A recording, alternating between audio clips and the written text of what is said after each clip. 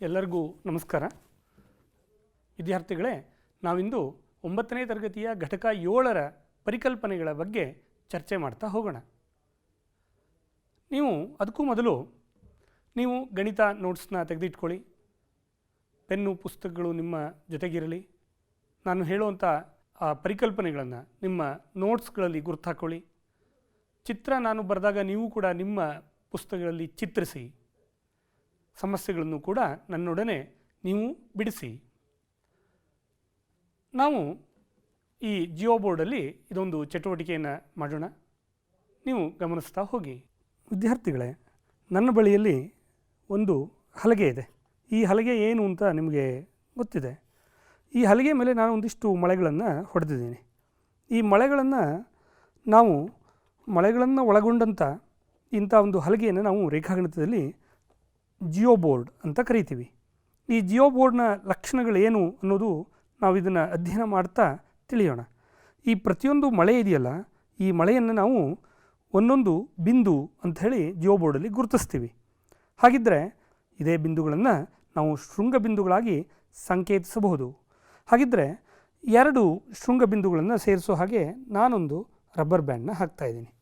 ಈಗ ಗಮನಿಸಿ, ಇಲ್ಲಿ ಉಂಟಾಗಿರುವಂಥ ಆಕೃತಿ ಒಂದು ರೇಖಾಖಂಡ ಅಂತ ನಿಮಗೆ ಗೊತ್ತು. ಹಾಗಿದ್ದರೆ ಇನ್ನೊಂದು ಶೃಂಗಬಿಂದುವನ್ನು ನಾನಿಲ್ಲಿ ಸೇರಿಸ್ತೀನಿ. ಸೇರಿಸಿದರೆ ನಮಗೆ ಮತ್ತೊಂದು ರೇಖಾಖಂಡ ಉಂಟಾಗಿದೆ. ಹಾಗಿದ್ದರೆ 3ನೇ ಬಿಂದುವನ್ನು, ಮೊದಲ 2 ಬಿಂದುಗಳನ್ನು ಪುನಃ ಸೇರಿಸ್ತೀನಿ. ಸೇರಿಸಿದಾಗ ನೀವು ಕಾಣಿಸ್ತಾ ಇದೆ ನಿಮಗೆ ಈಗ ಉಂಟಾಗಿರುವಂಥ ಆಕೃತಿ ಯಾವುದು? ಇದು ಇಲ್ಲಿ ಉಂಟಾಗಿರುವಂಥ ಆಕೃತಿಯ ಬಾಹುಗಳನ್ನು ಎಣಿಸ್ಬೋಣ. 1, 2, 3 ಬಾಹುಗಳಿವೆ. 3 ಬಾಹುಗಳಿರುವಂಥ ರೇಖಾಕೃತಿ ಯಾವುದು? ಹೌದು, ನೀವು ಸರಿಯಾಗಿ ಹೇಳ್ತಾ ಇದ್ದೀರಿ, ಇದು ತ್ರಿಭುಜ. ಹಾಗಿದ್ದರೆ ನಾನು ಇದನ್ನು ಪುನಃ ಸ್ವಲ್ಪ ಮಾರ್ಪಾಡು ಮಾಡ್ತೀನಿ. ಈಗ ಉಂಟಾಗಿರುವಂಥ ಆಕೃತಿ ಆವೃತ ಆಗಿಲ್ಲ ಅನ್ನೋದು ನಿಮಗೆ ಗೊತ್ತಿದೆ. ಹಾಗಿದ್ದರೆ ಇದನ್ನು ಆವೃತಗೊಳಿಸ್ಬಿಡೋಣ. ಆವೃತಗೊಳಿಸ್ಬಿಟ್ರೆ ನಮಗುಂಟಾಗಿರುವಂಥ ಆಕೃತಿ ಯಾವುದು? ಬಾಹುಗಳನ್ನು ಎಣಿಸ್ಬಿಟ್ಟು ಹೇಳೋಣ. 1, 2, 3, 4 ಬಾಹುಗಳಿರುವಂಥ ಆಕೃತಿಯನ್ನು ನಾವೇನಂತ ಕರಿತೀವಿ? ನೀವೀಗಾಗಲೇ 8ನೇ ತರಗತಿಯಲ್ಲಿ ಇದನ್ನು ಕಲ್ತಿದ್ದೀರಿ. 4 ಬಾಹುಗಳಿರುವಂಥ ಆಕೃತಿಯನ್ನು ನಾವು ಚತುರ್ಭುಜ ಅಂತ ಕರಿತೀವಿ. ಹಾಗಿದ್ದರೆ ಚತುರ್ಭುಜ ಎಂದರೇನು? ನಾವಿಂದು ಚತುರ್ಭುಜಗಳ ಬಗ್ಗೆ ಅಧ್ಯಯನ ಮಾಡೋಣ. ಚತುರ್ಭುಜಗಳ ಲಕ್ಷಣಗಳನ್ನು ತಿಳಿಯೋಣ. ಹಾಗಿದ್ದರೆ ಚತುರ್ಭುಜ ಅಂದ್ರೇನು? ಚತುರ್ಭುಜ ಅನ್ನೋದು ಒಂದು ಬಹುಭುಜದ ಬಗೆ. ಈಗಾಗಲೇ ನಾವು ಈ ಹಿಂದಿನ ಚಟುವಟಿಕೆಯಲ್ಲಿ ನೋಡಿದ್ದೀವಿ, ಚತುರ್ಭುಜ ಎಂದರೆ 4 ಬಾಹುಗಳನ್ನು ಒಳಗೊಂಡಿರುತ್ತೆ ಅಂತ. ಹಾಗಿದ್ದರೆ ಚತುರ್ಭುಜವನ್ನು ನಾವು ಒಂದು ವ್ಯಾಖ್ಯಾನ ರೂಪದಲ್ಲಿ ಅರ್ಥೈಸ್ಬಿಡೋಣ. ಒಂದೇ ಸಮತಲದಲ್ಲಿರಬೇಕು. ಏಕರೇಖಾಗತವಲ್ಲದ 4 ಬಿಂದುಗಳು ಪರಸ್ಪರ ಸೇರಿದಾಗ ಉಂಟಾಗುವಂಥ ಒಂದು ಆವೃತ ರೇಖಾಕೃತಿಯನ್ನು ನಾವು ಚತುರ್ಭುಜ ಅಂಥೇಳಿ ನಾವು ಈ ಜಿಯೋ ಬೋರ್ಡ್ನ ಆ್ಯಕ್ಟಿವಿಟಿಯಲ್ಲಿ ತಿಳಿದುಬಿಟ್ಟಿದ್ದೀವಿ. ಹಾಗಿದ್ದರೆ ಇಲ್ಲೊಂದು ಚತುರ್ಭುಜ ಇದೆ, ನೀವು ಗಮನಿಸ್ತಾ ಇದ್ದೀರಿ. ಈ ಚತುರ್ಭುಜವನ್ನು ನೀವು ಗಮನಿಸಿದಿರಿ. ಚತುರ್ಭುಜ ಯಾವುದಿದು? ಹೆಸರಿಸಿ ನೋಡೋಣ. ಈ ಚತುರ್ಭುಜದ ಹೆಸರು ABCD ಅಂತ ನಮಗೆ ಇಲ್ಲಿ ಗುರ್ತು ಹಾಕ್ತಾ ಇದೆ. ಹಾಗಿದ್ದರೆ ಚತುರ್ಭುಜದ ಅಂಶಗಳು ಯಾವುದು ಅನ್ನೋದನ್ನು ನೆನಪು ಮಾಡ್ಕೊಂಬೋಣ ಬೇಗ. ಚತುರ್ಭುಜದಲ್ಲಿ ಶೃಂಗಗಳಿರುತ್ತವೆ ಅಂತ ಗೊತ್ತು. ನಾ ಶೃಂಗಗಳನ್ನು ಇಲ್ಲಿ ಅಕ್ಷರಗಳಿಂದ ಗುರುತಿಸ್ಬಿಟ್ಟಿದ್ದೀನಿ. ABCD ಅನ್ನುವಂಥ 4 ಶೃಂಗಗಳಿವೆ ಅಂತ ಅಂದ್ಕೊಳ್ಳೋಣ. ಈಗ ಬಾಹುಗಳಿರುತ್ತವೆ ಚತುರ್ಭುಜದಲ್ಲಿ, ನಿಮಗೆ ಗೊತ್ತಿದೆ. ಬಾಹುಗಳು AB ಇಲ್ಲಿ ಈಗಾಗಲೇ ನಾನು ಎಳೆದಿದ್ದೀನಿ. AB ಅನ್ನೋದು ಒಂದು ಬಾಹು, CD ಇನ್ನೊಂದು ಬಾಹು, BC ಇನ್ನೊಂದು ಬಾಹು, ಅದೇ ರೀತಿಯಲ್ಲಿ AD ಮತ್ತೊಂದು ಬಾಹು ಅನ್ನೋದು ನಿಮಗೆ ಗೊತ್ತಾಗ್ತಾ ಇದೆ. ಆದ್ದರಿಂದ ಚತುರ್ಭುಜದ ಬಾಹುಗಳು ಯಾವುದು ಹೇಳಿ ನೋಡೋಣ. ಚತುರ್ಭುಜದ ಬಾಹುಗಳು AB, BC, CD ಹಾಗೂ AD. ಸರಿ, ಹಾಗಿದ್ದರೆ ಬಾಹುಗಳಾದ ಮೇಲೆ ಕರ್ಣಗಳನ್ನು ಗುರುತಿಸೋಣ. ಕರ್ಣಗಳನ್ನು ನೀವು ಎಳೆದಿದ್ದೀರಲ್ಲ 8ನೇ ತರಗತಿಯಲ್ಲಿ, ಈಗಾಗಲೇ ನೀವು ಕರ್ಣಗಳು ಅಂದ್ರೇನು ಅಂತ ಅರ್ಥ ಮಾಡ್ಕೊಂಡಿದ್ದೀರಿ. ಈ ಚತುರ್ಭುಜದಲ್ಲಿ ಕರ್ಣಗಳನ್ನು ಗುರುತಿಸ್ಬಿಡಿ. AC ಅನ್ನೋದು ಒಂದು ಕರ್ಣ, ಹೌದಾ? ಇನ್ನೊಂದು ಕರ್ಣ ಹೇಳಿರಿ. ಹಾಗಿದ್ದರೆ ಇನ್ನೊಂದು ಕರ್ಣ BD. ಆದ್ದರಿಂದ ಕರ್ಣಗಳನ್ನು ಕೂಡ ನಾವು ಗುರುತಿಸಿದ್ದೀವಿ. ಕರ್ಣಗಳಾದ ಮೇಲೆ ಚತುರ್ಭುಜದ ಇನ್ನೊಂದು ಪ್ರಮುಖ ಅಂಶ ಯಾವುದು? ಚತುರ್ಭುಜದ ಇನ್ನೊಂದು ಪ್ರಮುಖ ಅಂಶ ಕೋನಗಳು. ಕೋನಗಳನ್ನು ಗುರುತಿಸೋಣ. ಕೋನ ಎ ಅಥವಾ ಇನ್ನು ಹೇಗೆ ಓದ್ಬೋದು ಅದನ್ನು? ಕೋನ ಬಿ ಎ ಡಿ ಅಥವಾ ಕೋನ ಡಿ ಎ ಬಿ ಹೀಗೂ ಓದ್ಬೋದು. ಇನ್ನೊಂದು ಕೋನ ನಾನಿಲ್ಲಿ ಕೋನ ಡಿ ಅಂಥೇಳಿ ಕೆಳಭಾಗದಲ್ಲಿ ಗುರುತಿಸಿದ್ದೀನಿ. ಇದನ್ನು ಯಾವ ರೀತಿಯಲ್ಲಿ ಓದ್ಬೋದು? ಸಿ ಡಿ ಎ ಅಥವಾ ಎ ಡಿ ಸಿ ಕೋನ ಅಂಥೇಳಿ ನಾವು ಓದ್ಬೋದು. ಮೂರನೇ ಕೋನ ಸಿ ಅಥವಾ ಕೋನ ಬಿ ಸಿ ಡಿ ನೀವು ನನ್ನ ಜೊತೆಗೆ ಓದ್ತಾ ಹೋಗಿ, ಅಥವಾ ಡಿ ಸಿ ಬಿ ಅಂತಲೂ ಓದ್ಬೋದು ಈ ಕೋನವನ್ನು. ಹಾಗಿದ್ರೆ ಕೊನೆಯ ಕೋನ ಯಾವುದು ನಾವು ಗುರುತಿಸೋಣ ಇಲ್ಲಿ? ಕೊನೆಯ ಕೋನ ಬಿ. ಕೋನ ಬಿಯನ್ನು ಓದುವಂಥ ಬಗೆಗಳು ಯಾವುದು? ಕೋನ ಎ ಬಿ ಸಿ ಅಥವಾ ಸಿ ಬಿ ಎ ಕೋನ ಅಂತ ಓದ್ಬೋದು. ಹಾಗಿದ್ರೆ ಚತುರ್ಭುಜದ ಅಂಶಗಳಲ್ಲಿ ಕೋನಗಳನ್ನು ಗುರುತಿಸೋದು ನಿಮಗೆ ಗೊತ್ತಾಗಿದೆ. ಹಾಗಿದ್ರೆ ಚತುರ್ಭುಜದ ಅಂಶಗಳನ್ನು ನಾವೀಗ ಅಧ್ಯಯನ ಮಾಡಿದ್ವಲ್ಲ, ಇದರ ಎರಡು ಪ್ರಮುಖ ಅಂಶಗಳನ್ನು ನಾವು ವ್ಯತ್ಯಾಸೀಕರಿಸ್ಬೋಣ. ಒಂದನೇದು ಬಾಹು, ಇನ್ನೊಂದು ಕರ್ಣ ಅಂತ ನಿಮಗೆ ಗೊತ್ತಿದೆ.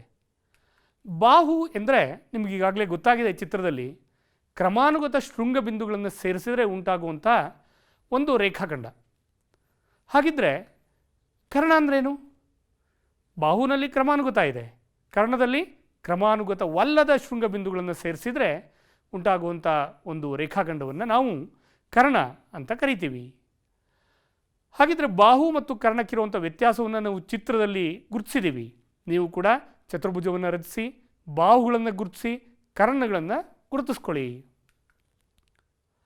ಹಾಗಿದ್ರೆ ಅದಕ್ಕೂ ಅನಂತರ ನಾವು ಕೋನದ ಮೊತ್ತದ ಗುಣವನ್ನು ತಿಳ್ಕೊಂಬೋಣ. ಚತುರ್ಭುಜದ ಕೋನದ ಮೊತ್ತದ ಗುಣವನ್ನು ಒಂದು ಸಲ ನೆನಪು ಮಾಡ್ಕೊಂಬೋಣ. ಇಲ್ಲಿ ಒಂದು ತ್ರಿಭುಜ ಇದೆ, ಹೌದಾ ಮಕ್ಕಳೇ? ಈ ತ್ರಿಭುಜದ ಕೋನಗಳನ್ನು ನಾನು ಗುರುತಿಸ್ಬಿಡ್ತೀನಿ. ಕೋನ 1 ಅಂತ ಗುರುತಿಸೋಣ. ಇದನ್ನ ಕೋನ 2 ಆಗಿರಲಿ, ಕೋನ 3 ಆಗಿರಲಿ. ನೀವೀಗಾಗಲೇ ಗುರುತಿಸಿದ್ದೀವಿ ಕೋನ 1, 2, 3. ಈ ಕೋನಗಳ ನಿಮಗೆ ಗೊತ್ತಿದೆ, ತ್ರಿಭುಜದ 3 ಒಳಕೋನಗಳ ಮೊತ್ತ ಎಷ್ಟು? 8ನೇ ತರಗತಿಯಲ್ಲಿ ಓದಿದ್ದೀರಿ. ತ್ರಿಭುಜದ 3 ಒಳಕೋನಗಳ ಮೊತ್ತ 180 ಡಿಗ್ರಿ. ಹಾಗಿದ್ರೆ ನಾನು ಇನ್ನೊಂದು ತ್ರಿಭುಜವನ್ನು ಈ ತ್ರಿಭುಜದ ಮೇಲೆ ಇಡ್ತೀನಿ. ಏನಾಗುತ್ತೆ ಗಮನಿಸಿ. ಇನ್ನೊಂದು ತ್ರಿಭುಜವನ್ನು ಇಟ್ಬಿಡೋಣ. ಈಗ ಇದರ ಕೋನಗಳನ್ನು ಕೂಡ ಹೋದ ತ್ರಿಭುಜದಲ್ಲಿ ಗುರುತಿಸಿದಂತೆ ಗುರುತಿಸ್ಬಿಡೋಣ. ಇಲ್ಲಿ ಕೋನ 4 ಆಗಿರಲಿ, ಇದು ಮೇಲ್ಗಡೆದು ಕೋನ 5 ಆಗಿರಲಿ. ಹಾಗೆಯೇ ಈ ಕಡೆಯ ಕೋನವನ್ನು ನಾವು ಕೋನ 6 ಅಂಥೇಳಿ ಗುರುತಿಸ್ಬಿಡೋಣ. ಹಾಗಿದ್ರೆ ಮೊದಲೇ ತ್ರಿಭುಜದ ಒಳಕೋನಗಳ ಮೊತ್ತ 180 ಡಿಗ್ರಿ ಅಂತ ನಿಮ್ಗೆ ಗೊತ್ತಾಯಿತು. ಎರಡನೇ ತ್ರಿಭುಜದ ಒಳಕೋನಗಳ ಮೊತ್ತ ಎಷ್ಟು? ಅದು ಸಹ 180 ಡಿಗ್ರಿನೇ. ಹಾಗಿದ್ರೆ ಇಲ್ಲಿ ಯಾವ ಆಕೃತಿ ಉಂಟಾಗಿದೆ? ಎರಡು ತ್ರಿಭುಜಗಳನ್ನು ಒಂದರ ಮೇಲೊಂದು ಇಟ್ಟಾಗ ನಮಗೆ ಒಂದು ಆಕೃತಿ ಉಂಟಾಗಿದೆ. ಯಾವುದದು? ಯಾವುದು ಅಂತಂದರೆ ನಿಮ್ಗೆ ಈಗಾಗಲೇ ಗುರುತಿಸ್ತಾ ಇದ್ದೀರಿ, ಇದೊಂದು ಚತುರ್ಭುಜ ಅಂತ ಗೊತ್ತಾಗುತ್ತೆ. ಹಾಗಿದ್ದರೆ ಚತುರ್ಭುಜದ ಒಳಕೋನಗಳ ಮೊತ್ತ ಎಷ್ಟು? ಎರಡು ತ್ರಿಭುಜದ ಒಳಕೋನಗಳ ಮೊತ್ತ ಅಂಥೇಳಿ ನೀವು ಸುಲಭವಾಗಿ ಗುರುತಿಸ್ಬೋದು. ಹಾಗಾಗಿ ಚತುರ್ಭುಜದ 4 ಒಳಕೋನಗಳ ಮೊತ್ತ ಎಂದರೆ ಎರಡು ತ್ರಿಭುಜದ 3 ಒಳಕೋನಗಳ ಮೊತ್ತಕ್ಕೆ ಸಮ ಅಲ್ವಾ ಮಕ್ಕಳೇ? ಹಾಗಿದ್ದರೆ ಎರಡು ತ್ರಿಭುಜದ 3 ಒಳಕೋನಗಳ ಮೊತ್ತ ಎಷ್ಟು? 180 ಪ್ಲಸ್ 180. 180ಕ್ಕೆ 180 ಕೂಡಿದರೆ ಎಷ್ಟು ಬರುತ್ತೆ ಮಕ್ಕಳೇ? 360 ಡಿಗ್ರಿ. ಇದು ತ್ರಿಭುಜದ ಎರಡು ತ್ರಿಭುಜಗಳನ್ನು ಬಳಸಿಕೊಂಡು ನಾವು ಚತುರ್ಭುಜದ ಒಳಕೋನಗಳ ಮೊತ್ತವನ್ನು ಹೀಗೆ ಹೇಳ್ಬೋದು. ಹಾಗಿದ್ರೆ ಇನ್ನೂ ಒಂದು ವಿಧಾನ ಇದೆ. ಇದೊಂದೇ ವಿಧಾನನ ನೀವು ಇನ್ನೇನು ಮಾಡ್ಬೋದು ಚತುರ್ಭುಜದ ಒಳಕೋನಗಳ ಮೊತ್ತವನ್ನು ಗುರುತಿಸೋದಕ್ಕೆ? ಒಂದು ಚತುರ್ಭುಜವನ್ನು ನಾನು ಬರೆದಿದ್ದೀನಿ. ಯಾವ ವಿಧ ಅನ್ನೋದು 8ನೇ ತರಗತಿಯಲ್ಲಿ ನೀವು ಈಗಾಗಲೇ ಕಲ್ತಿದ್ದೀರಿ. ಆದರೂ ಮುಂದೆ ನಾವು ಅದರ ಬಗ್ಗೆ ಮತ್ತೊಮ್ಮೆ ತಿಳಿಯೋಣ. ABCD ಅನ್ನುವಂಥ ಒಂದು ಚತುರ್ಭುಜ ಇದೆ. ನಾನು ಒಂದು ಕರ್ಣವನ್ನು ಎಳೆದ್ಬಿಡ್ತೀನಿ. ಕರ್ಣ ಯಾವುದು ಮಕ್ಕಳೇ ನೋಡಿ ಹೇಳೋಣ? AC ಕರ್ಣವನ್ನು ನಾನು ಎಳೆದಿದ್ದೀನಿ ಇಲ್ಲಿ. ಹಾಗಿದ್ರೆ AC ಕರ್ಣ ಎಳೆದ ತಕ್ಷಣ ಉಂಟಾಗುವಂಥ ಕೋನಗಳನ್ನು ನಾನು ಗುರುತಿಸ್ಬಿಡ್ತೀನಿ. ಗಮನಿಸ್ತಾ ಹೋಗಿ. ಎರಡು ತ್ರಿಭುಜಗಳಿವೆ. ಮೇಲಿನ ತ್ರಿಭುಜದ ಕೋನಗಳು 1, 2, 3 ಆಗಿರಲಿ. ಕೋನಗಳ ಅಳತೆಗಳು ಅಥವಾ ಕೋನಗಳು ಅಂತಲೇ ತಗೊಳ್ಳೋಣ. ಹಾಗಿದ್ದರೆ DAC ಕೋನ, ಅದನ್ನು ನಾನು ಕೋನ 1 ಅಂತ ಗುರುತಿಸ್ತೀನಿ. ADC ತ್ರಿಭುಜದಲ್ಲಿ DAC ಕೋನ 1 ಆಗಿರಲಿ. ADCನಲ್ಲಿ ಆ ಕೋನ 2 ಆಗಿರಲಿ. ಡಿ ಸಿ ಎ ಕೋನ 3 ಅಂತ ಆಗಿರಲಿ. ನಿಮಗೆ ಗೊತ್ತಿದೆ ತ್ರಿಭುಜದ 3 ಒಳಕೋನಗಳ ಮೊತ್ತ 180 ಡಿಗ್ರಿ ಅಂತ. ಹಾಗಿದ್ರೆ ಇನ್ನೊಂದು ತ್ರಿಭುಜ ಇದೆ, ಅದರ ಕೋನಗಳನ್ನು ನಾನು ಕೋನ 4, ಕೋನ 5, ಕೋನ 6 ಅಂತ ಗುರುತಿಸ್ಬೋಣ. ಎ ಬಿ ಸಿ ತ್ರಿಭುಜದ 3 ಒಳಕೋನಗಳ ಮೊತ್ತ ಕೋನ 4 ಪ್ಲಸ್ ಕೋನ 5 ಪ್ಲಸ್ ಕೋನ 6 ಇಸ್ ಈಕ್ವಲ್ ಟು ಎಷ್ಟು ಮಕ್ಕಳೇ? Is equal to 180 degree. 2 ತ್ರಿಭುಜಗಳ ಒಳಕೋನಗಳ ಮೊತ್ತವನ್ನು ನಾವಿಲ್ಲಿ ಬರೆದಿದ್ದೀವಿ, ಗುರುತು ಹಾಕಿದ್ದೀವಿ. ಈಗ ಎರಡನ್ನು ಕೂಡ್ಬಿಡೋಣ. ಕೂಡ್ಬಿಟ್ರೆ ನಮಗೆ ಗೊತ್ತಿದೆ ಒಂದು ಚತುರ್ಭುಜ ಉಂಟಾಗುತ್ತೆ ಅಂಥೇಳಿ. ಆದ್ದರಿಂದ ಎರಡೂ ಕೋನಗಳನ್ನು ಕೂಡಿಬಿಡೋಣ. ಕೋನ 1 ಪ್ಲಸ್ ಕೋನ 4, ಕೋನ 2 ಪ್ಲಸ್ ಕೋನ 5, ಕೋನ 3 ಪ್ಲಸ್ ಕೋನ 6. 180ಕ್ಕೆ 180 ಡಿಗ್ರಿಯನ್ನು ಕೂಡಿದರೆ ನಿಮಗೆ ಗೊತ್ತಿದೆ ಅದು 360 ಡಿಗ್ರಿಗೆ ಸಮ. ಚಿತ್ರದಲ್ಲಿ ಗಮನಿಸಿ ಮಕ್ಕಳೇ, ಕೋನ 1ಕ್ಕೆ ಕೋನ 4 ಕೂಡಿದರೆ ನಮಗೆ ಡಿ ಎ ಬಿ ಕೋನ ಬರುತ್ತೆ, ನೀವು ಗಮನಿಸ್ತಾ ಇದ್ದೀರಿ. ಹಾಗೆಯೇ ಕೋನ 3ಕ್ಕೆ ಕೋನ 6 ಕೂಡಿದರೆ ನಮಗೆ ಕೋನ ಸಿ ಅಥವಾ ಕೋನ ಡಿ ಸಿ ಬಿ ಬರುತ್ತೆ ಅನ್ನೋದನ್ನು ನೀವು ಗುರುತಿಸ್ಬೋದು. ಆದ್ದರಿಂದ ನಾನು ಆ ಎರಡೂ ಕೋನಗಳನ್ನು ಗುಂಪು ಮಾಡಿಬಿಟ್ಟಿದ್ದೀನಿ. ಹಾಗಿದ್ದರೆ 1 ಪ್ಲಸ್ 4 ಅಂದರೆ ಕೋನ ಎ, ಕೋನ 2 ಅಂದರೆ ನಿಮ್ಗೆ ಗೊತ್ತಿದೆ ಕೋನ ಡಿ, ಕೋನ 5 ಅಂದರೆ ಯಾವುದು? ಹೌದು, ಸರಿಯಾಗಿ ಹೇಳ್ತಾ ಇದ್ದೀರಿ, ಕೋನ 5 ಎಂದರೆ ಬಿ ಕೋನ. 3 ಮತ್ತು 6ರ ಮೊತ್ತ ಎಷ್ಟು? ಅದು ಕೋನ ಸಿಗೆ ಸಮವಾಗಿದೆ, ಇಸ್ ಈಕ್ವಲ್ ಟು 360 ಡಿಗ್ರಿ. ಆದ್ದರಿಂದ ಚತುರ್ಭುಜದ 4 ಒಳಕೋನಗಳ ಮೊತ್ತ ಎಷ್ಟು ಮಕ್ಕಳೇ ಈಗ? ಹಾಗಾಗಿ ಅದು 360 ಡಿಗ್ರಿ. ಇದು ಇನ್ನೊಂದು ರೀತಿಯ ಸಾಧನೆ. ಹಾಗಿದ್ದರೆ ಚತುರ್ಭುಜದ ವಿಧಗಳನ್ನು ಒಂದು ಸಲ ನಾವು ಚಿತ್ರದ ಮೂಲಕ ನೆನಪು ಮಾಡ್ಕೊಂಬೋಣ. ಚತುರ್ಭುಜಗಳಲ್ಲಿ ಮುಖ್ಯವಾಗಿ ತ್ರಾಪಿಜ್ಯ ಅಂತ ಇದೆ, ನೆನಪಾಗ್ತಾ ಇದೆಯಾ ಮಕ್ಕಳೇ? 8ನೇ ಕ್ಲಾಸಲ್ಲಿ ಕಲ್ತಿರೋದು. 2ನೇ ವಿಧ ಯಾವುದು ಹೇಳಿ ನೋಡೋಣ? 2ನೇ ವಿಧ ಹಾಗಿದ್ದರೆ ಪತಂಗ. ಗಾಳಿಪಟ ಹಾರಿಸಿದಿರಲ್ವಾ? ಗಾಳಿಪಟದ ಚಿತ್ರವನ್ನು ನಾನು ಇಲ್ಲಿ ತೋರಿಸಿದ್ದೀನಿ. ಹಾಗೆಯೇ 3ನೇ ಮುಖ್ಯ ವಿಧ ಸಮಾಂತರ ಚತುರ್ಭುಜ. ಸಮಾಂತರ ಚತುರ್ಭುಜವೂ ಸಹ ನಿಮಗೆ ಕಾಣಿಸ್ತಾ ಇದೆ. ಸಮಾಂತರ ಚತುರ್ಭುಜದ ಅನೇಕ ರೂಪಾಂತರಗಳಿವೆ. ಯಾವುದು ಅಂತ ಒಂದು ಸಲ ನೋಡ್ಬಿಡೋಣ. ಸಮಾಂತರ ಚತುರ್ಭುಜದಲ್ಲಿ ವಜ್ರಾಕೃತಿ ಅನ್ನುವಂಥದ್ದು ಅದರ ಒಂದು ರೂಪ. ಹಾಗೆಯೇ ಆಯತ ನಿಮಗೆ ಗೊತ್ತಿದೆ, ನೆನಪು ಮಾಡ್ಕೊಳ್ಳಿ ಮಕ್ಕಳೇ. ಆಯತವನ್ನು ಸಹ ನಾನು ಬರೆದಿದ್ದೀನಿ ಇಲ್ಲಿ. ಹಾಗೆಯೇ ಇನ್ನೊಂದಿದೆ, ಯಾವುದು ಹೇಳಿ ನೋಡೋಣ? ಇನ್ನೂ ಒಂದು ವಿಧ ಇದೆ, ಇನ್ನೊಂದು ವಿಧ ವರ್ಗ. ಹಾಗಾಗಿ ಚತುರ್ಭುಜದ ವಿಧಗಳನ್ನು ನಾವಿಲ್ಲಿ ಗಮನಿಸ್ತಾ ಇದ್ದೀವಿ. ಹಾಗಿದ್ದರೆ ಈ ಚತುರ್ಭುಜದ ವಿಧಗಳನ್ನು ನಾವು ಒಂದು ಸಲ ಅರ್ಥೈಸಿಬಿಡೋಣ. ಯಾವ್ಯಾವುದು ನಾವು ಕಲ್ತಿದ್ದು? ತ್ರಾಪಿಜ್ಯ, ಪತಂಗ ಮತ್ತು ಸಮಾಂತರ ಚತುರ್ಭುಜ. ತ್ರಾಪಿಜ್ಯ ಈಗಾಗಲೇ ಹಿಂದೆ ನೋಡಿದ್ರಿ, ಪತಂಗ ಇದೆ, ಸಮಾಂತರ ಚತುರ್ಭುಜ ಇದೆ. ತ್ರಾಪಿಜ್ಯ ಅಂದ್ರೇನು? ಒಂದು ಅರ್ಥ ಕೊಡೋಣ. ಒಂದು ಜೊತೆ ಸಮಾಂತರ ಬಾಹುಗಳನ್ನು ಹೊಂದಿರುತ್ತೆ ಅದು. ಪತಂಗ 2 ಜೊತೆ ಸಮಪಾರ್ಶ್ವ ಬಾಹುಗಳನ್ನು ಹೊಂದಿದೆ. ಚಿತ್ರದಲ್ಲಿ ಗಮನಿಸಿ, 1 ಗೆರೆ ಹಾಕಿರುವಂಥ ಬಾಹುಗಳು ಸಮ, 2 ಗೆರೆ ಹಾಕಿರುವಂಥ ಬಾಹುಗಳು ಸಮ. ಸಮಾಂತರ ಚತುರ್ಭುಜ ಅಂದರೆ ಸಮ ಮತ್ತು ಸಮಾಂತರ ಬಾಹುಗಳನ್ನು ಹೊಂದಿರುತ್ತೆ. ಈಗ ಸಮಾಂತರ ಚತುರ್ಭುಜದ ಲಕ್ಷಣಗಳನ್ನು ಒಂದೊಂದನೇ ನಾವು ಅಧ್ಯಯನ ಮಾಡಿಬಿಡೋಣ. ಸಮಾಂತರ ಚತುರ್ಭುಜದ ಪ್ರತೀಕರಣ ಸಮಾಂತರ ಚತುರ್ಭುಜವನ್ನು 2 ಸರ್ವಸಮ ತ್ರಿಭುಜಗಳನ್ನಾಗಿ ಅರ್ಧಿಸುತ್ತದೆ. ಇದು ಮೊದಲೇ ಲಕ್ಷಣ. ಒಂದು ಸಮಾಂತರ ಚತುರ್ಭುಜವನ್ನು ನಾನಿಲ್ಲಿ ಬರೆದಿದ್ದೀನಿ, ಎ ಬಿ ಸಿ ಡಿ ಅಂತ ಅದರ ಹೆಸರು ಈಗಾಗಲೇ ನಾನು ಇಲ್ಲಿ ಕೊಟ್ಟಿದ್ದೀನಿ. ಒಂದು ಕರ್ಣವನ್ನು ಎಳೆದ್ಬಿಡೋಣ. ಯಾವುದು ಕರ್ಣ ಮಕ್ಕಳೇ ಹೇಳಿ ನೋಡೋಣ? ಎ ಸಿ ಅನ್ನೋದು ಕರ್ಣ. ಹಾಗಿದ್ದರೆ ಲಕ್ಷಣಗಳನ್ನು ನಾವು ಪ್ರಮೇಯದ ರೀತಿಯಲ್ಲಿ ಸಾಧನೆ ಮಾಡ್ತಾ ಹೋಗೋಣ. ಪ್ರಮೇಯದ ಸಾಧನೆಯ ಮೊದಲು ಪೂರ್ವದ ಹಂತಗಳು ಯಾವುದು ಅನ್ನೋದನ್ನು ನಾವು ನೆನಪು ಮಾಡಿಕೊಳ್ಳೋಣ. ಮೊದಲೇ ಹಂತ ಇಲ್ಲಿ ದತ್ತ ಏನು ಕೊಟ್ಟಿದ್ದಾರೆ ಈ ಪ್ರಮೇಯದಲ್ಲಿ, ಈ ಹೇಳಿಕೆಯಲ್ಲಿ, ಪ್ರಮೇಯದ ಹೇಳಿಕೆಯಲ್ಲಿ ಮತ್ತು ಚಿತ್ರದಲ್ಲಿ ಏನಿದೆ ಅನ್ನೋದನ್ನು ದತ್ತದಲ್ಲಿ ನಾವು ಬರೀಬೇಕು ಅನ್ನೋದು ನೀವು ಕಲ್ತಿದ್ದೀರಿ ಅಲ್ವಾ ಮಕ್ಕಳೇ? ಹಾಗಿದ್ದರೆ ನಮಗೇನು ಕೊಟ್ಟಿದ್ದಾರೆ? ಸಮಾಂತರ ಚತುರ್ಭುಜವನ್ನು ಕೊಟ್ಟಿದ್ದಾರೆ. ಯಾವುದು? ಎ ಬಿ ಸಿ ಡಿ ಅನ್ನುವಂಥ ಒಂದು ಸಮಾಂತರ ಚತುರ್ಭುಜ ಇದೆ, ನಿಮಗೆ ಕಾಣಿಸ್ತಾ ಇದೆ. ಎ ಬಿ ಸಿ ಡಿ ಅನ್ನುವಂಥ ಒಂದು ಸಮಾಂತರ ಚತುರ್ಭುಜವನ್ನು ನಾವು ದತ್ತ ಆಗಿ ಬರೆಯೋಣ. ಸಾಧನೆಯ ಏನು? ಈಗಾಗಲೇ ಸಾಧಿಸಬೇಕಾಗಿರೋದು ಏನಿಲ್ಲಿ 2ನೇ ಹಂತದಲ್ಲಿ ಏನು ಸಾಧಿಸಬೇಕಾಗಿದೆ ಅಂದರೆ, 2 ತ್ರಿಭುಜಗಳಿವೆಯಲ್ಲ ಇಲ್ಲಿ, ಅವೆರಡೂ ಸರ್ವಸಮ ಅಂತ ಹೇಳಬೇಕಾಗಿದೆ. ಯಾವ್ಯಾವುದು ತ್ರಿಭುಜಗಳು ಮಕ್ಕಳೇ? ಇಲ್ಲಿ ಉಂಟಾಗಿರುವಂಥ ತ್ರಿಭುಜಗಳು ನೀವು ಗಮನಿಸಿ, ಎ ಡಿ ಸಿ ಮತ್ತು ಎ ಬಿ ಸಿ, ಈ 2 ತ್ರಿಭುಜಗಳಿವೆ. ಆದ್ದರಿಂದ A D C A B ಸಿಗೆ ಸರ್ವಸಮ ಅಂತ ನಾವು ಸಾಧಿಸಬೇಕು. ಮಕ್ಕಳೇನು ನೆನಪು ಮಾಡ್ಕೊಳ್ಳಿ, ಸರ್ವಸಮ್ಮತೆಯ ಚಿಹ್ನೆಯನ್ನು ನಾವಿಲ್ಲಿ ಬರೆದಿದ್ದೀವಿ. ಸರ್ವಸಮ್ಮತೆಯ ಚಿಹ್ನೆಯನ್ನು ನೀವು ನೆನಪು ಮಾಡ್ಕೊಳ್ಳಿ, ಸರ್ವಸಮ್ಮತೆಯ ಚಿಹ್ನೆ ಅದು. ಹಾಗಿದ್ರೆ ರಚನೆ ಮಾಡ್ಕೊಂಡಿದ್ದೀವಿ. ನಾವೇನು ರಚನೆ ಮಾಡ್ಕೊಂಡಿದ್ದೀವಿ? ನಾವು ಒಂದು ಕರ್ಣವನ್ನು ಎಳೆದಿದ್ದೀವಿ. ಯಾವುದು ಕರ್ಣದ ಹೆಸರೇನದು? AC ಅನ್ನುವಂಥದ್ದು ಕರ್ಣ ಇಲ್ಲಿ. ಹಾಗಿದ್ರೆ ನಾವೀಗ ಎರಡೂ ತ್ರಿಭುಜಗಳು ಉಂಟಾಗಿರುವಂಥ ಎರಡೂ ತ್ರಿಭುಜಗಳು ಸರ್ವಸಮ ಅಂತ ಹೇಳಬೇಕಾಗಿದೆ. ಹೇಗೆ ಸರ್ವಸಮ ಅಂತ ಹೇಳೋದು? ಸಾಧನೆಯಲ್ಲಿ ನೋಡೋಣ ಮಕ್ಕಳೇ, ಗಮನಿಸಿ. ಒಂದು ಸಲ ಆ ಕೋನಗಳನ್ನು ನಾವು ಅವುಗಳ ಅಳತೆಗಳನ್ನು 1, 2, 3, 4 ಅನ್ನೋ ರೀತಿಯಲ್ಲಿ ಗುರುತಿಸ್ಕೊಂಬಿಡೋಣ. ಇದು ಪ್ರಮೇಯ 7.1. ಇದನ್ನು ನಾವು ಈ ರೀತಿಯಲ್ಲಿ ಸಾಧನೆ ಮಾಡೋಣ. ನೋಡಿ ಮಕ್ಕಳೇ, ಸಮಾಂತರ ಚತುರ್ಭುಜ ಈಗಾಗಲೇ ರಚನೆ ಮಾಡಿದ್ದೀವಿ. ಸಾಧನೆ ಮಾಡೋಣ. AB ನಮಗೆ ಗೊತ್ತಿದೆ. ಸಮಾಂತರ ಚತುರ್ಭುಜದ ಅಭಿಮುಖ ಬಾಹುಗಳು ನಮಗೀಗಾಗಲೇ ಗೊತ್ತಿರೋದ್ರಿಂದ AB ಅನ್ನುವಂಥದ್ದು DCಗೆ ಸಮಾನಾಂತರವಾಗಿದ್ದರೆ ನಾವೇನು ಹೇಳ್ಬೋದು? ಈಗ ತ್ರಿಭುಜ ABC ಮತ್ತು ತ್ರಿಭುಜ ADCಗಳನ್ನು ಪರಿಗಣಿಸೋಣ. ಈ ಎರಡೂ ತ್ರಿಭುಜಗಳಲ್ಲಿ AB ಮತ್ತು DCಗಳು ಸಮಾನಾಂತರ ಆಗಿದೆ ಅನ್ನುವಂಥದ್ದು ನಮಗೆ ಗೊತ್ತಿದೆ. ಸಮಾನಾಂತರ ಬಾಹುಗಳಿದ್ದು ಒಂದು ಛೇದಕ ರೇಖೆ ಇದ್ದರೆ ಯಾವ ಕೋನಗಳು ಉಂಟಾಗುತ್ತೆ ಅಂತ ಹೇಳಿ 8ನೇ ತರಗತಿಯಲ್ಲಿ ಕಲ್ತಿದ್ದೀರಿ. ಆದ್ದರಿಂದ ಕೋನ 1 ಯಾವ ಕೋನಕ್ಕೆ ಸಮ? ಕೋನ 1 ನೀವು ಇಲ್ಲಿ ಈಗಾಗಲೇ ಗುರುತಿಸಿರುವಂಥ ಈ ಕೋನ 1 ಯಾವ ಕೋನಕ್ಕೆ ಸಮವಾಗಬೇಕು? ನೀವು ಗಮನಿಸಿದಿರಿ, ಕೋನ 3ಕ್ಕೆ ಸಮವಾಗಬೇಕು. ಕೋನ 1 ಕೋನ 3ಕ್ಕೆ ಸಮವಾದರೆ ನಾವು ಅದಕ್ಕೆ ಏನಂತೀವಿ?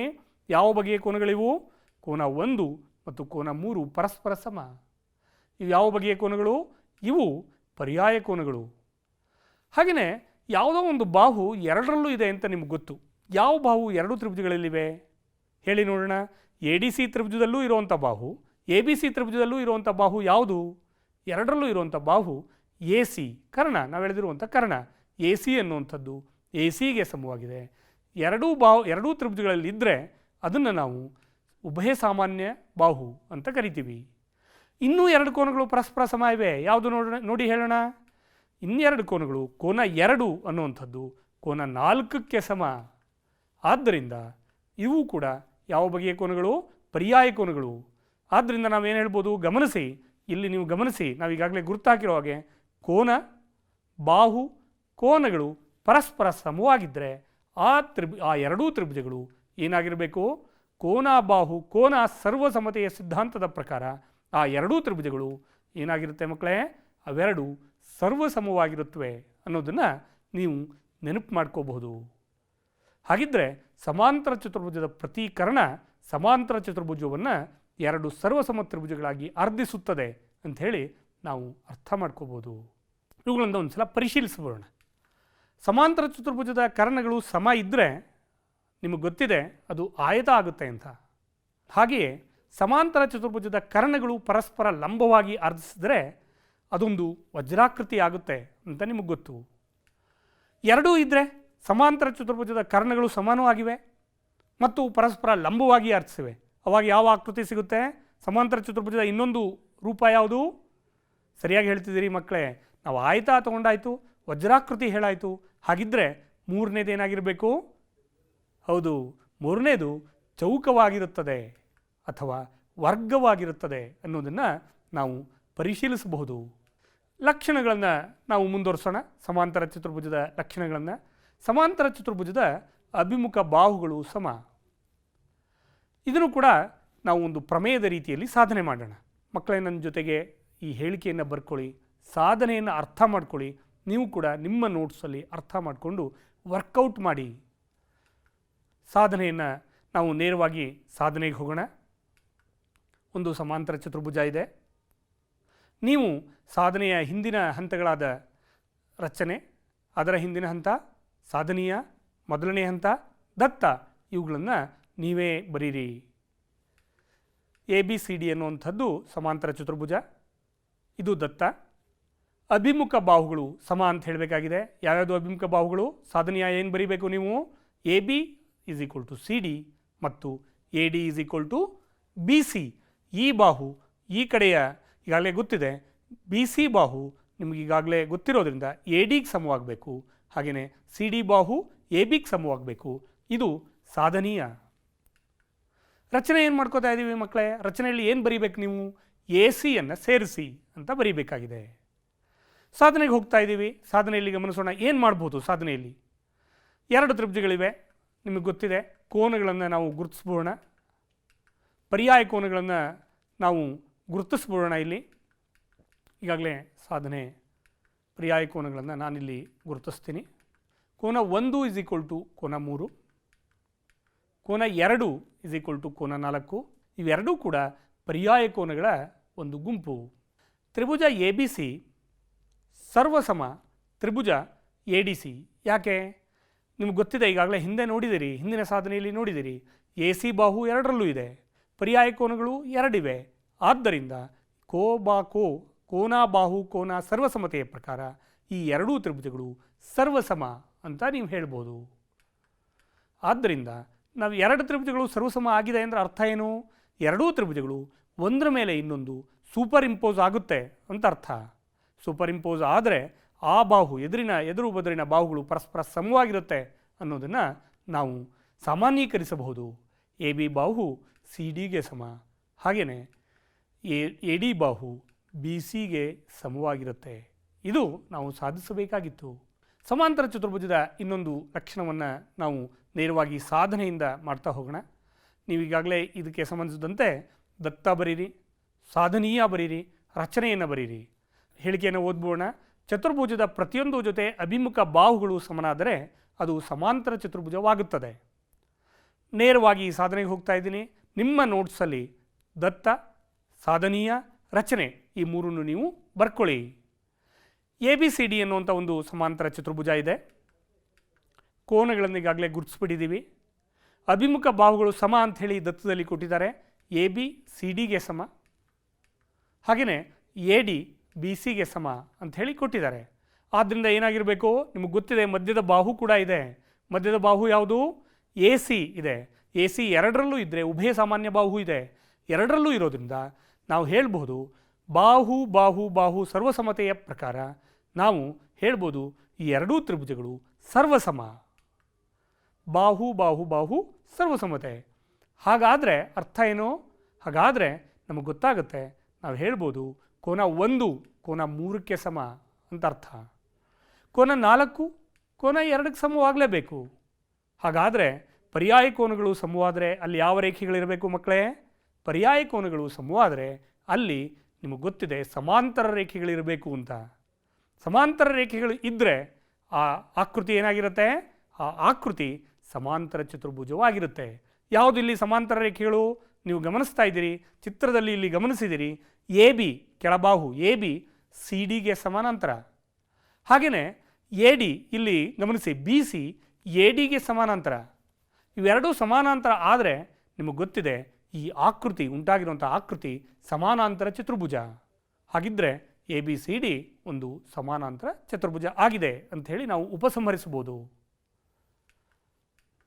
ಇದು ಪ್ರಮೇಯ 7.3. ನಾವು ಇನ್ನೊಂದು ಪ್ರಮೇಯ ಅಥವಾ ಇನ್ನೊಂದು ಹೇಳಿಕೆಯನ್ನು ಪರಿಗಣಿಸೋಣ. ಸಮಾಂತರ ಚತುರ್ಭುಜದ ಅಭಿಮುಖ ಕೋನಗಳು ಯಾವಾಗಲೂ ಸಮವಾಗಿರುತ್ತೆ ಅಂತ. ಅಭಿಮುಖ ಅಂದರೆ ಏನು ಅಂತ ಹೇಳಿ ನೆನಪು ಮಾಡು ಮಕ್ಕಳೇ. ಅಭಿಮುಖ ಅಂದರೆ ಎದುರು ಬೆದರಿರುವಂಥ ಕೋನಗಳು ಅನ್ನೋ ಅರ್ಥ. ಹಾಗಿದ್ದರೆ ಸಮಾಂತರ ಚತುರ್ಭುಜವನ್ನು ಬರೆದ್ಬೋಣ. A B C D. ನೀವು ದತ್ತ, ನನ್ನೊಡನೆ ದತ್ತ ಬರೀರಿ. ದತ್ತ ಏನು ಹೇಳಿ ನೋಡೋಣ ಮಕ್ಕಳೇ. ಸಮಾಂತರ ಚತುರ್ಭುಜ ಅನ್ನೋದು ಕೊಟ್ಟಿದ್ದಾರೆ. ಯಾವುದು ಕೊಟ್ಟಿದ್ದಾರೆ? ಎ ಬಿ ಸಿ ಡಿ ಅನ್ನುವಂಥ ಸಮಾಂತರ ಚತುರ್ಭುಜವನ್ನು ಕೊಟ್ಟಿದ್ದಾರೆ. ಇದನ್ನು ಬರೆಯೋಣ. ಎ ಬಿ ಸಿ ಡಿ ಒಂದು ಸಮಾಂತರ ಚತುರ್ಭುಜ. ಸಾಧನೆಯ ಏನು ಸಾಧಿಸಬೇಕಾಗಿದೆ? ನಿಮಗೆ ಗೊತ್ತಿದೆ ಯಾವ್ಯಾವುದು ಅಭಿಮುಖ ಕೋನಗಳು? ಕೋನ ಎ ಕೋನ ಸಿಗೆ ಸಮ ನಾವು ಸಾಧಿಸಬೇಕಾಗಿದೆ. ಇಲ್ಲಿ ಚಿತ್ರದಲ್ಲಿ ಗಮನಿಸಿ. ಹಾಗೆಯೇ ಕೋನ ಬಿ ಕೋನ ಡಿಗೆ ಸಮ ಅಂತ ಸಾಧಿಸಬೇಕಾಗಿದೆ. ಅಭಿಮುಖ ಕೋನಗಳನ್ನು ಗುರುತಿಸಿದಿರಿ. ಇವು ಸಮ ಅಂತ ಹೇಳಬೇಕಾಗಿದೆ. ಕೋನ ಬಿ ಕೋನ ಡಿಗೆ ಸಮ, ಕೋನ ಎ ಕೋನ ಸಿಗೆ ಸಮ. ಏನು ರಚನೆ ಮಾಡ್ಕೊಂಡಿದ್ದೀವಿ? ಚಿತ್ರದಲ್ಲಿ ಈಗಾಗಲೇ ನೋಡಿದರೆ ಗೊತ್ತಾಗ್ತಾ ಇದೆ. ಎ ಸಿ ಕರ್ಣವನ್ನು ಎಳೆದಿದ್ದೀವಿ. ಇದಿಷ್ಟು ಕೂಡ ಮಕ್ಕಳೇ ನನ್ನ ಜೊತೆಗೆ ನೀವು ಕೂಡ ನಿಮ್ಮ ನೋಟ್ಸಲ್ಲಿ ಗುರ್ತಾಕೋಬೇಕು. ಗುರ್ತಾಕೋತಿದ್ದೀರಲ್ವಾ? ಈಗ ಸಾಧನೆ ಮಾಡೋಣ. ಇದು ಪ್ರಮೇಯ 7.4 ಅಂತ ಗುರುತಿಸಿದ್ದೀವಿ ಈ ಹೇಳಿಕೆಯನ್ನು. ಸಾಧನೆ ಕೋನ 1 ಕೋನ 3ಕ್ಕೆ ಸಮ. ಹೌದಾ ಮಕ್ಕಳೇ? ಯಾಕೆ ಸಮ? ಆ ಎರಡೂ ಕೋನಗಳು ಪರ್ಯಾಯ ಕೋನಗಳು. ನಿಮಗೆ ಗೊತ್ತಿದೆ ಸಮಾಂತರ ರೇಖೆ ಇರೋದ್ರಿಂದ ಇವು ಪರ್ಯಾಯ ಕೋನಗಳು. ಹಾಗೆಯೇ ಇನ್ಯಾವ ಕೋನಗಳು? ಕೋನ 2 ಯಾವುದಕ್ಕೆ ಸಮ? ಕೋನ 2 ಕೋನ 4ಕ್ಕೆ ಸಮ. ಯಾಕೆ? ಎ ಬಿ ಸಮಾನಾಂತರ ಡಿ ಸಿ ಮತ್ತು ಇವು ಪರ್ಯಾಯ ಕೋನಗಳು. ಆದ್ದರಿಂದ ನಾವು ನೇರವಾಗಿ ಹೇಳಿಬಿಡ್ಬೋದು, ಮಧ್ಯದಲ್ಲಿ ಎ ಸಿ ಬಾಹು ಎರಡರಲ್ಲೂ ಇರೋದ್ರಿಂದ ನಾವು ಈ ಎರಡೂ ತ್ರಿಭುಜಗಳು ಎ ಡಿ ಸಿ ಮತ್ತು ಎ ಬಿ ಸಿ ತ್ರಿಭುಜಗಳೇನಾಗಿರಬೇಕು, ನೀವು ಈಗಾಗಲೇ ಆ ಚಿಹ್ನೆಯನ್ನು ಗಮನಿಸ್ತಾ ಇದ್ದೀರಿ. ತ್ರಿಭುಜ ಎ ಬಿ ಸಿ ಸರ್ವಸಮ ತ್ರಿಭುಜ ಎ ಡಿ ಸಿ. ಇದು ಕೋನ ಬಾಹು ಕೋನ ಸರ್ವಸಮತೆಯ ಪ್ರಕಾರ. ಹಾಗಾಗಿ ಕೋನ ಬಿ ಏನಾಗಿರಬೇಕು, ಎರಡು ಒಂದರ ಮೇಲೊಂದು ಸೂಪರ್ ಇಂಪೋಸ್ ಆಗುತ್ತೆ, ಒಂದರ ಮೇಲೊಂದು ಹೋಗಿ ಕೂತ್ಕೊಳ್ಳುತ್ತೆ ಮಡಚಿದಾಗ ಎ ಸಿಯ ಗುಂಟ. ಆದ್ದರಿಂದ ಕೋನ ಬಿ ಕೋನ ಡಿಗೆ ಸಮ, ಕೋನ ಎ ಅದೇ ರೀತಿ ನಾವು ಏನಾದರೂ ಒಂದು ಪಕ್ಷ ಡಿ ಬಿ ಕರ್ಣವನ್ನು ಎಳೆದಿದ್ದಾದರಲ್ಲಿ ಇದೇ ವಿಧಾನವನ್ನು ಬಳಸಿದರೆ ಕೋನ ಎ ಕೋನ ಸಿಗೆ ಸಮ ಅಂಥೇಳಿ ನಾವು ಹೇಳ್ಬೋದು. ಆದ್ದರಿಂದ ಸಮಾಂತರ ಚತುರ್ಭುಜದ ಅಭಿಮುಖ ಕೋನಗಳೇನಾಗಿವೆ, ಸಮವಾಗಿರುತ್ತವೆ. ಇನ್ನೊಂದು ಲಕ್ಷಣವನ್ನು ನಾವು ಅಧ್ಯಯನ ಮಾಡಿಬಿಡೋಣ. ಚತುರ್ಭುಜದಲ್ಲಿ ಪ್ರತಿಯೊಂದು ಜೊತೆ ಅಭಿಮುಖ ಕೋನಗಳು ಸಮ ಇದ್ದರೆ ಅದು ಸಮಾಂತರ ಚತುರ್ಭುಜ ಆಗುತ್ತೆ ಅಂತ. ಇದು ಪ್ರಮೇಯ 7.3ರ ಹಿಂದಿನ ಪ್ರಮೇಯದ ವಿಲೋಮ ಹೇಳಿಕೆ. ಚಿತ್ರ ಬರ್ಕೊಂಬೋಣ. ಮೊದಲು ಎ ಬಿ ಸಿ ಡಿ ಅನ್ನುವಂಥದ್ದು ಸಮಾಂತರ ಚತುರ್ಭುಜ. ಕೋನ ಬಿ ಇಸ್ ಈಕ್ವಲ್ ಟು ಕೋನ ಡಿ, ಇದು ದತ್ತ. ಹಾಗೆಯೇ ಕೋನ ಎ ಇಸ್ ಈಕ್ವಲ್ ಟು ಕೋನ ಸಿ, ಅಭಿಮುಖ ಕೋನಗಳು ಸಮ ಅಂತ ಹೇಳಿ ಕೊಟ್ಟಿದ್ದಾರೆ. ಯಾವುದೋ ಒಂದು ಚತುರ್ಭುಜ ಇದೆ, ಅಭಿಮುಖ ಕೋನಗಳು ಸಮ. ನಾವೇನು ಸಾಧಿಸಬೇಕು, ಎ ಬಿ ಸಿ ಡಿ ಒಂದು ಸಮಾಂತರ ಚತುರ್ಭುಜ ಅಂತ ಸಾಧಿಸಬೇಕಾಗಿದೆ. ರಚನೆ ಏನು ಮಾಡ್ಕೊಳ್ಳೋಣ, ಒಂದು ಕರ್ಣವನ್ನು ಎಳೆದ್ಬೋಣ, ಎ ಸಿ ಕರ್ಣವನ್ನು ನಾವು ಎಳೆಯೋಣ. ಗಮನಿಸಿ, ಎ ಸಿ ಕರ್ಣವನ್ನು ಎಳೆಯೋಣ. ನಾವು ಈಗ ಗಮನಿಸೋಣ, ಕೋನ ಎ ಪ್ಲಸ್ ಕೋನ ಬಿ ಪ್ಲಸ್ ಕೋನ ಸಿ ಪ್ಲಸ್ ಕೋನ D is equal to 360 degree. ಹಾಗಿದ್ದರೆ ಕೋನ ಎ ಪ್ಲಸ್ ಕೋನ ಬಿ ಪ್ಲಸ್ ಕೋನ ಸಿ ಅಂದರೆ ನಮಗೆ ಗೊತ್ತಿದೆ, ಅಭಿಮುಖ ಕೋನಗಳು ಸಮ ಅಂತ ಕೊಟ್ಬಿಟ್ಟಿದ್ದಾರೆ. ಕೋನ ಸಿ ಜಾಗದಲ್ಲಿ ಏನು ಹಾಕೋಣ, ಅದರ ಅಭಿಮುಖ ಕೋನ ಕೋನ ಎ ಅನ್ನು ಹಾಕೋಣ. ಕೋನ ಡಿ ಜಾಗದಲ್ಲಿ ಏನು ಹಾಕೋಣ, ಕೋನ ಬಿ ಅನ್ನು ಹಾಕೋಣ. ಯಾಕೆಂದರೆ ಕೋನ ಡಿಗೆ ಅಭಿಮುಖ ಕೋನ ಅದು, ಅವೆರಡು ಸಮ ಅಂತ ಕೊಟ್ಟಿದ್ದಾರೆ. Is equal to 360 degree. ಆದ್ದರಿಂದ ಎಷ್ಟು ಎಗಳಿವೆ ಅಲ್ಲಿ, 2 ಎಗಳಿವೆ. ನೀವು ಗಮನಿಸಿ, ಕೋನ ಎ ಅನ್ನುವಂಥದ್ದು 2 ಸಲ ಇದೆ, ಕೋನ ಬಿ ಅನ್ನೋದು ಎಷ್ಟು ಸಲ ಇದೆ, ಕೋನ ಬಿ ಅನ್ನೋದು ಸಹ 2 ಸಲ ಇದೆ. ಆದ್ದರಿಂದ 2 ಟೈಮ್ಸ್ ಕೋನ ಎ ಪ್ಲಸ್ 2 ಟೈಮ್ಸ್ ಕೋನ B is equal to 360 degree. ಆದ್ದರಿಂದ 2 ಅನ್ನೋದನ್ನು ಕಾಮನ್ ತೊಗೊಂಡ್ಬಿಡೋಣ, ಬ್ರ್ಯಾಕೆಟಿಂದ ಹೊರಗೆ ಹಾಕೋಣ. 2 ಟೈಮ್ಸ್ ಕೋನ ಎ ಪ್ಲಸ್ ಕೋನ ಬಿ ಅಂತ ಬರೀಬಹುದು. Is equal to 360 degree. ಭಾಗ ಮಾಡೋಣ 360ನ್ನು. 2 1 2, 2 1 2, 2 ಹೋದರೆ 1 ಉಳಿತು, 16 ಆಯಿತು. 2 8 16. ಆದ್ದರಿಂದ ಕೋನ ಎ ಪ್ಲಸ್ ಕೋನ B is equal to 180 degree ಅಂತ ನಾವು ಹೇಳ್ಬೋದು. ಇದು ಕೋನ ಎ ಮತ್ತು ಕೋನ ಬಿ ಅನ್ನು ಚಿತ್ರದಲ್ಲಿ ಗಮನಿಸಿ ಮಕ್ಕಳೇ. ಕೋನ ಎ ಇಲ್ಲಿದೆ, ಕೋನ ಬಿ ನೀವು ಗಮನಿಸ್ತಾ ಇದ್ದೀರಿ, ಕೋನ ಬಿ ಇದೆ. ಕೋನ ಬಿ ಮತ್ತು ಕೋನ ಎ ಪಕ್ಕದಲ್ಲಿವೆ. ಇವನ್ನ ಪಾರ್ಶ್ವಕೋನಗಳು ಅಂತ ಕರಿತೀವಿ. ಪಾರ್ಶ್ವಕೋನಗಳ ಮೊತ್ತ 180 ಡಿಗ್ರಿ ಆದರೆ ಅದು ಯಾವ ಚತುರ್ಭುಜ ಆಗಿರಬೇಕು, ಲಕ್ಷಣವನ್ನು ನೆನಪು ಮಾಡ್ಕೊಳ್ಳಿ. ಅದು ಯಾವಾಗಲೂ ಪಾರ್ಶ್ವಕೋನಗಳ ಮೊತ್ತ 180 ಡಿಗ್ರಿ ಆಗಿದ್ದರೆ ಅದು ಸಮಾಂತರ ಚತುರ್ಭುಜ ಆಗುತ್ತೆ ಅನ್ನೋದು ನಿಮಗೆ ಗೊತ್ತಿದೆ. ಆದ್ದರಿಂದ ಪಾರ್ಶ್ವಕೋನಗಳ ಮೊತ್ತ 180 ಡಿಗ್ರಿ ಇರುವುದರಿಂದ ಈ ಚತುರ್ಭುಜ ಎ ಬಿ ಸಿ ಡಿ ಒಂದು ಸಮಾಂತರ ಚತುರ್ಭುಜ ಅಂಥೇಳಿ ನಾವು ಉಪಸಂಹರಿಸಬಹುದು. ಸಮಾಂತರ ಚತುರ್ಭುಜದ ಲಕ್ಷಣಗಳನ್ನು ಮುಂದುವರಿಸೋಣ. ಸಮಾಂತರ ಚತುರ್ಭುಜದ ಕರ್ಣಗಳು ಪರಸ್ಪರ ಅರ್ಧಿಸುತ್ತವೆ. ಹಾಗಿದ್ರೆ ನಾವು ಏನೇನು ಕಲ್ತ್ವಿ ಅಂತ ಒಂದು ಸಲ ನೆನಪು ಮಾಡ್ಕೊಂಬೋಣ. ಚತುರ್ಭುಜ ಈ ಪದದ ಅರ್ಥವನ್ನು ನಾವು ಕಲ್ತ್ವಿ. ಚತುರ್ಭುಜದ ಲಕ್ಷಣಗಳನ್ನು ನಾವು ಒಂದು ನೆನಪು ಮಾಡ್ಕೊಂಡ್ವಿ. ಚತುರ್ಭುಜದ ಬಗೆಗಳು ಯಾವ್ಯಾವುದು ಅಂತ ಹೇಳಿ ನಮಗಿಲ್ಲಿ ಗೊತ್ತಾಗಿದೆ. ಚತುರ್ಭುಜದ ಮೇಲಿನ ಪ್ರಮೇಯಗಳನ್ನು ವಿಭಿನ್ನ ಹೇಳಿಕೆಗಳ ರೂಪದಲ್ಲಿ ನಾವು ಅದನ್ನು ಸಾಧನೆ ಮಾಡಿದ್ದೀವಿ. ಹಾಗೆಯೇ ಅಭ್ಯಾಸ 7.1ರ ಮೇಲಿನ ಸಮಸ್ಯೆಗಳನ್ನು ನಾವಿಲ್ಲಿ ಬಿಡಿಸಿದ್ದೀವಿ ಮಕ್ಕಳೇ. ನೀವು ಮನೆಯಲ್ಲಿ ಅಭ್ಯಾಸ 7.1ರಲ್ಲಿರುವಂಥ 8, 9, 11, 12 ಈ ಸಮಸ್ಯೆಗಳನ್ನು ಬಿಡಿಸಿ ಪುಟ ಸಂಖ್ಯೆ 130ರಲ್ಲಿದೆ. ನಮಸ್ಕಾರ, ಧನ್ಯವಾದಗಳು.